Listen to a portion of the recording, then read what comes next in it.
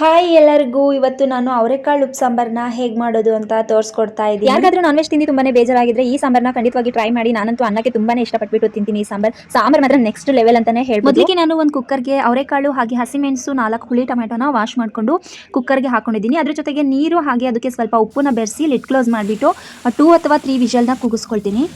ಇವಾಗ 3 ವಿಷಲ್ ಕೂಗಿಸ್ಕೊಂಡಿದ್ದೀನಿ. ನಾನು ಚೆನ್ನಾಗಿ ಬೇಯ್ಕೊಂಡಿದ್ದೆ ಅವರೆಕಾಳು ಎಲ್ಲನೂ. ಇವಾಗ ಟೊಮೆಟೊ ಹಾಗೆ ಹಸಿಮೆಣಸಿನ ಒಂದು ಸಪ್ರೇಟ್ ಪ್ಲೇಟ್ಗೆ ಎತ್ತಿಟ್ಕೊಳ್ತೀನಿ, ಅದು ಚೆನ್ನಾಗಿ ತಣ್ಣಗಾಗಲಿ ಅಂತ.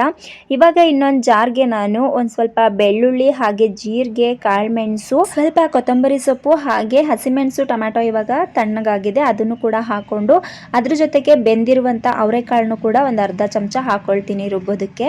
ಹಾಗೆ ಇದ್ರೊಟ್ಟಿಗೆ ಒಂದು ಸ್ವಲ್ಪ ಹುಣಸೆ ಹಣ್ಣನ್ನು ಕೂಡ ಹಾಕೊಂಡಿದ್ದೀನಿ. ಇವಾಗ ಇದೆಲ್ಲವನ್ನು ಚೆನ್ನಾಗಿ ನುಣ್ಣಗೆ ಗ್ರೈಂಡ್ ಮಾಡ್ಕೊಳ್ತೀನಿ. ಇವಾಗ ಏನು ರುಬ್ಕೊಂಡಿದೀವಲ್ವಾ ಆ ಮಿಶ್ರಣನ ನಾನು ಒಂದು ಬೌಲ್ಗೆ ಹಾಕೊಳ್ತೀನಿ.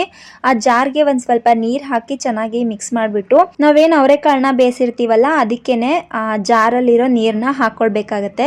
ಖಾರ ಏನಾದರೂ ಸ್ವಲ್ಪ ಕಡಿಮೆ ಅನಿಸಿದ್ರೆ ಒಂದು 2 ಸ್ಪೂನ್ ಉಪ್ಸಾರು ಖಾರನ ಅದಕ್ಕೆ ಹಾಕ್ಬಿಟ್ಟು ಒಂದು ಕುದಿ ಕುದಿಸಿದ್ರೆ ಉಪ್ಸಾರು ರೆಡಿ ಆಗುತ್ತೆ. ಈ ವಿಡಿಯೋ ಇಷ್ಟವಾಗಿದ್ರೆ ದಯವಿಟ್ಟು ಲೈಕ್ ಮಾಡಿ. Thank you.